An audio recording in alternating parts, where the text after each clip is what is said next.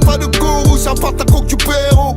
Sous les verrous, trop de mes frères finissent une balle dans la tête, ça s'appelle le street kiss. Fico bip bip, ouais ça vient de commencer. C'est les cités, ça prend pas la serre. Wesh l'équipe, bon bah c'est parti pour la petite vidéo FAQ. Pour les personnes justement qui m'ont posé des questions dans la dernière vidéo où je vous ai parlé des 50 000 euros, tu vois. Il y a plein de personnes qui m'ont posé des questions. Je me suis dit vas-y tu sais quoi, il y avait trop de questions, j'ai essayé de regrouper les plus importantes. Il y en a d'autres que j'ai pas pu voir, donc si jamais je les ai pas vues, posez-les-moi dans les commentaires et je vais essayer de répondre dans la prochaine. Et si jamais je parle rapide ou je suis un petit peu bizarre, c'est parce qu'il y a eu des questions qui... Vous allez comprendre, vous regardez la vidéo, je vous invite à la voir en entière, vous allez vraiment tout comprendre, c'est une dinguerie. Il y a une ou deux questions qui étaient un petit peu, voilà quoi, un petit peu tordues on va dire, mais bref, c'est pas grave. N'hésitez pas à mettre un petit pouce bleu, un petit commentaire, on commence les FAQ tout de suite.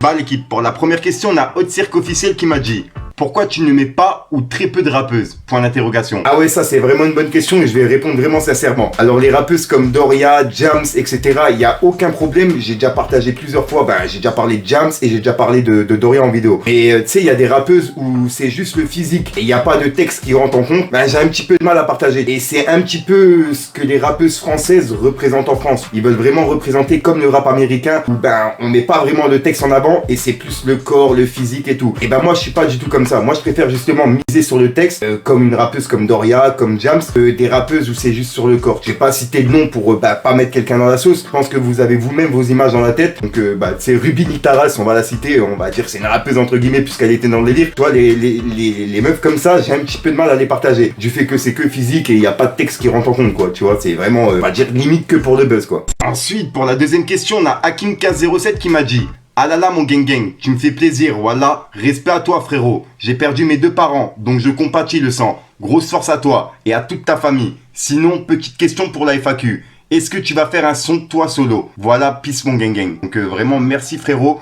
Et toutes mes condoléances mon rêve, grosse force à toi. Parce que je sais que c'est pas facile toi-même tu sais, donc vraiment grosse force mon frérot, vraiment. Ouais j'en ai déjà fait un qui est sur Spotify tu vois, mais j'en ai jamais parlé en vidéo puisque c'est un son que j'ai fait pour moi par rapport à mon vécu, mon père, mon meilleur pote. Et je comptais en refaire faire un clip, mais vu que je suis plus trop dans le rap, plus trop dans les délires freestyle, tu vois, j'ai pas envie de me relancer là-dedans. Je préfère laisser ça à ceux qui savent bien le faire. Moi c'était vraiment un délire, je te dis quand ça allait pas, j'écrivais mes textes et puis je faisais un freestyle face caméra et puis je lâchais ça sur internet tu vois. Et c'est ce qui m'a permis justement de sortir de ma dépression et de tout ce que vous avez vu sur YouTube. Pour ceux qui me suivent depuis le début, ils savent, tu vois, vraiment depuis le début j'étais dans une dépression et mes freestyles vraiment ils m'aidaient à sortir de ça en fait. Ensuite, pour la troisième question, on a Salim Dram qui m'a dit: c'est quoi ton objectif pour 2022? Point d'interrogation. Alors mon objectif pour 2022, ça a pas vraiment changé, tu vois, c'est de rendre heureuse ma daronne, ça c'est vraiment le truc principal. Après pour mes délires de YouTube, tu vois, je comptais justement faire des interviews, faire des micro-trottoirs, faire un petit peu de tout, tu vois, et puis monter une autre équipe qui est pas que moi sur la chaîne, et puis faire vraiment une Fico TV Family, t'as capté? En gros ce que je veux faire c'est que je veux ramener plusieurs présentateurs sur ma chaîne, même des autres youtubeurs etc, tu vois, faire des collaborations si vraiment ils veulent. C'est ça vraiment mon objectif pour 2022, c'est vraiment continuer à donner de la force comme je le fais, même si c'est pas non plus de la force comme je le voudrais, lâcher des millions de personnes sur une personne, tu vois, si ça peut te sortir de la galère. Mais bon, au moins ça envoie quelques dizaines de personnes par-ci par-là et franchement c'est déjà ça. Vraiment merci à toutes les personnes qui vont voir les rappeurs, qui commentent et qui lâchent de la force, tu vois. Moi je le fais la plupart du temps, il y en a plein qui disent que je le fais parce que je veux gagner des abonnés alors que j'en ai vraiment rien à foutre, c'est vraiment pour donner de la force. Je le fais sur des comptes qui ont 300 abonnés, 200 ou même des fois 100, des fois 0 abonnés. Si vraiment je kiffe le son, je commente et puis voilà quoi. Donc et ça finit en vidéo après dans mes actus. Ensuite, pour la quatrième question, on a Big A qui m'a dit: c'est venu comment cette inspiration pour faire des vidéos? Peace les gangs. Merci beaucoup pour ta force, ça fait grave plaisir. Alors comment elle est venue mon inspiration? Franchement, j'ai pas vraiment d'inspiration qui est venue comme ça, tu vois, j'étais fan de rap. Je me suis dit vas-y, tu sais quoi, je vais faire des vidéos sur le rap français. Je kiffais justement aller sur les pages de rap, regarder ce qui s'était passé, etc. Je me suis dit pourquoi pas faire justement une vidéo YouTube où ça regroupe tout ce qui s'est passé. Pour les personnes qui sont au travail, qui ont pas le temps justement de regarder l'actualité, d'aller sur chaque page, regarder chaque affaire et tout, tu vois. Je me suis dit ça serait pas mal justement de regrouper tout en une vidéo. Comme ça, ceux qui rentrent à la maison, ils ont juste à regarder la vidéo et c'est réglé. Et ça évite qu'il y ait des gens qui sont tout le temps sur leur portable, à table, à regarder ci, à regarder ça. En gros, tu sais que tu vas passer toute ta journée tranquillou sans regarder ton portable avec tes potes, avec ta mif et tout, tu vois, ou avec ta meuf. Et juste après, tu vas rentrer à la maison et regarder ma vidéo actualité. Comme ça, t'as tout qui est regroupé et puis voilà, tu vois, ça t'évite de te casser la tête, à tout rechercher, nanana, ce qui est faux, ce qui est pas faux. Et puis voilà. Quand je me trompe en vidéo, je me rattrape généralement le lendemain et je cite tous mes sources. Ça, c'est vraiment un truc qui est important pour moi, tu vois. moi de citer tous mes sources parce qu'il y en a qui oublient de le faire et pour moi c'est grave important. Ensuite, pour la 5e question, on a Swaggy Swagito qui m'a dit 2 questions en une. Qu'est-ce qui t'a poussé à te lancer sur YouTube?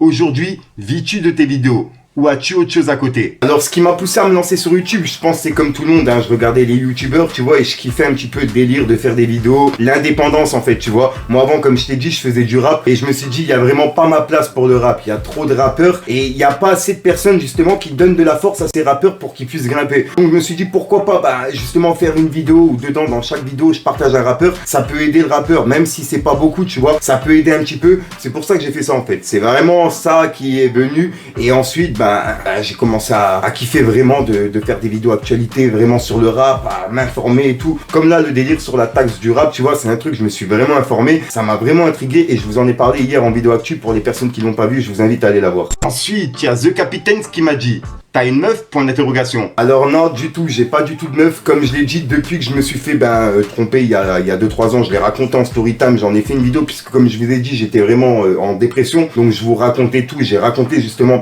cette story time là où je me suis fait tromper par mon ex en fait, tu vois. Et depuis ce moment-là, en fait, j'ai vraiment du mal à faire confiance à une meuf. Et pour moi, en fait, je préfère rester avec ma mère à la maison, finir ma vie comme ça. J'ai pas vraiment encore, tu sais, j'ai pas envie de chercher en fait une meuf. Je laisse la vie venir. Si vraiment il y a une meuf qui vient, ça vient. S'il y a pas de meuf qui vient, s'il y a pas de meuf qui vient, ça vient pas. Et puis voilà quoi, tu vois. Je te dise quoi.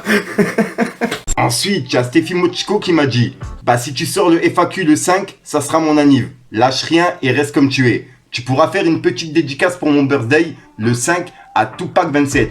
Allez, force la mif. Bon anniversaire à toi mon ref. Ouais, je viens de voir ton commentaire. Je me suis dit, vas-y, tu sais quoi, je vais te le souhaiter, je suis obligé. Alors, c'est Stiffy Moko. Ah non, tu m'as dit à Tupac 27. Je suis désolé, j'ai les questions derrière mon derrière la lumière en fait. Donc, je vois pas trop. Gros, bon anniversaire à toi mon ref. Je suis désolé, ouais, je bug. Oh, faut que j'arrête. Ensuite, il y a Magicien Maradona qui m'a dit salut Fico, j'ai une question. Ne penses-tu pas que le rap et les rappeurs donnent un mauvais exemple à la jeunesse? Point d'interrogation. En fait, moi, tu vois, j'écoute du rap depuis tout jeune et c'est pas pour autant que ça a touché sur mon éducation, tu vois. Malgré que j'avais des fréquentations dehors, j'ai pas suivi justement ces fréquentations. Après, si on part de ce principe-là, on arrête de regarder des films où il y a du sang, où il y a tu sais, par exemple, la série sur Jeffrey Dahmer, ça va bien inspirer des tarés, tu vois. Donc, si on part de ce principe-là, on arrête vraiment tout. Et faut pas oublier que la musique, le rap français, c'est une des musiques les plus écoutées, en France et dans le monde, en fait, tu vois. C'est la musique urbaine la plus écoutée. J'ai regardé des films comme Ma Cité va craquer, comme Rai, comme La Haine, comme Wesh Wesh qu'est-ce qui se passe, des films comme ça, tu vois. C'est pas pour autant que j'ai été dehors pour faire des émeutes ou j'avais la haine contre la police, non du tout, tu vois. Donc vraiment, moi personnellement, mon avis à moi, je pense pas justement que ça touche la jeunesse. Après, c'est mon avis, mais dites-moi vous votre avis dans les commentaires. Et vu que justement vous-même vous écoutez du rap, je pense pas que vous êtes sortis en train de faire des dingueries dehors, des émeutes ou des trucs comme ça, tu vois. Alors que vous-même vous écoutez du rap, il y en a même qui travaillent, qui sont avocats et qui écoutent du rap, qui sont fans de rap, qui vont à des concerts et tout, tu vois. Donc non, je pense vraiment pas que ça touche la jeunesse. Ensuite, il y a Romu Bifi qui m'a dit tu taffes l'après-midi que tes vidéos sortent toujours le soir? Point d'interrogation. Non, en fait, je t'explique. Toute la journée, je suis derrière l'ordinateur et j'essaie justement de regrouper chaque actualité. Donc, je suis vraiment à l'affût surtout. Par moment, je suis derrière l'ordi, j'attends, il y a rien. Donc, j'essaie de chercher. Je vais avec ma mère, je vais faire les courses et je rentre à la maison, je cherche. Je me fais tout un petit dossier et le soir, en fait, je tourne la vidéo. Parce qu'en fait, le soir, il y a souvent des choses qui sont publiées vers 11h, vers 10h et ça me permet de les mettre dans la vidéo. Comme ça, on est vraiment à l'affût. Ensuite, il y a JL Bichou qui m'a dit question, pourquoi t'as fait une tentative de suicide et regrettes-tu? Force à toi Fico. Alors pourquoi j'ai fait une tentative de suicide? Je l'ai déjà expliqué en vidéo en fait, tu vois, j'étais pas bien dans ma peau, j'aimais pas la vie du tout, vraiment je voulais en finir. Et quand j'ai vu que mon meilleur pote il s'était suicidé, j'ai voulu tester en fait, on était du genre à faire tout le temps la même chose, moi et lui, tu vois. Ce qu'il faisait, je le faisais. Et moi je voulais justement tester ce qu'il avait fait pour savoir ce que ça faisait en fait. Je sais pas pourquoi, j'avais cette idée dans la tête de savoir ce que ça faisait, pourquoi il l'avait fait, essayer de me mettre à sa place en fait. Et c'est pour ça que je suis venu à faire ce que j'ai fait. Heureusement, en fait, je l'ai fait avec une serviette et c'était un attache-serviette, tu vois. Et quand je me suis accroché, le truc, l'attache-serviette, il a décroché.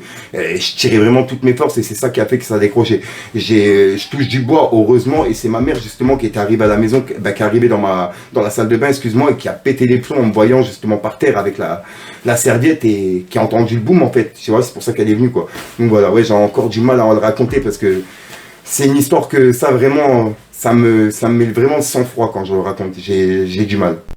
Voilà, donc voilà l'équipe, ouais c'est tout pour cette petite FAQ, c'est la première FAQ que j'ai fait sur ma chaîne, j'ai pas vraiment l'habitude de faire ça. Dites-moi dans les commentaires ce que vous en avez pensé, si jamais j'ai oublié des questions, posez-les moi dans les commentaires, je vais y répondre dans la prochaine, puis sinon bah si jamais t'as aimé, n'hésite pas à mettre un petit pouce bleu, moi je te dis à soir pour une même prochaine une nouvelle vidéo et une nouvelle exclue. Et vraiment je suis désolé par moment si j'ai un petit peu bafouillé tu vois, mais il y a une ou deux questions par rapport à mon père qui m'ont un petit peu fait bugger tu vois, donc voilà l'équipe, enfin bref, peace the game. Tous les paysages sont parés, j'ai les crocs comme un macro. C'est pour ma ville, 57-10 ans que je fais cette merde, c'est cadeau. Que des gratteurs sur le tarot, frérot Barney c'est paro. J'ai pas le bonheur, c'est paro, ça peut te laisser sur le carreau. On fait les choses bien, en discret. Madame il dit ça vend de la S, par les stups, je suis pisté.